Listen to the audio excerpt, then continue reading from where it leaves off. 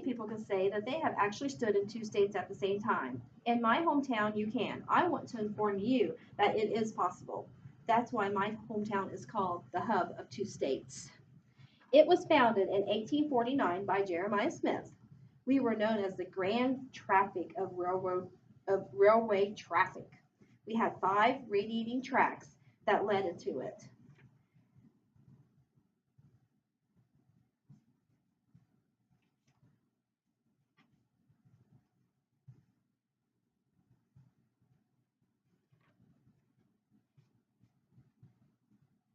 I lost my passenger car card.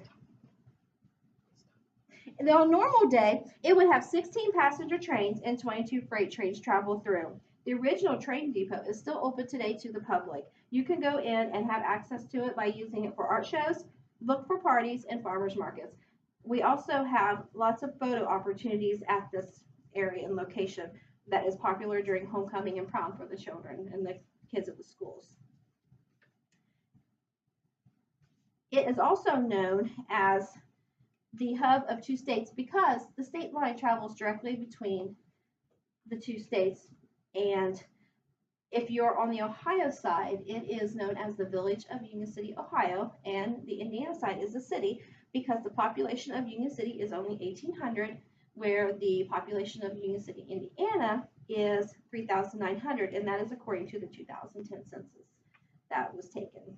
Living in the community has given me and my husband several opportunities.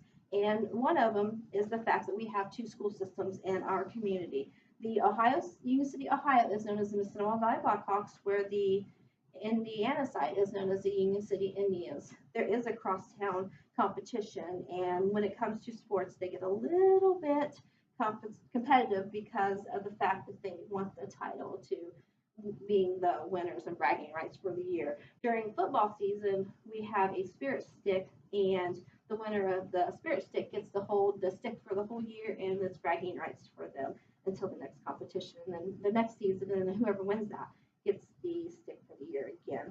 But another side note that our community has as a positive, for example, we have 2 zip codes. We have 1 post office, but we have 2 zip codes. We have 2 school systems, 2 police departments, 2 mayors, and 2 fire and rescues. But we still have an original A&W drive-in that you can still drive under the carport and have your food brought to you by a little waitress and hung on your car window. We also have several events in our community. We have the Community Christmas, where they display millions and millions of lights throughout our park. They light the whole park up, and every business in town has a little piece of it displayed there. Their logos. We have Mr. and Mrs. Claus. People drive through. We have a laser show that projects lights and dances to music across the soccer fields. And it's a tradition that we've had for the last 13 years. In addition to that, we have added an amphitheater to our town, and we have weekend movies for the community presented by one of the fire departments. We also have a town festival called Heritage Days, which many vendors get together, and we have food, and used to have rides. Now we have inflatables. We show many activities in the community that they can come together and have fun. Let me also tell you about the history of our town.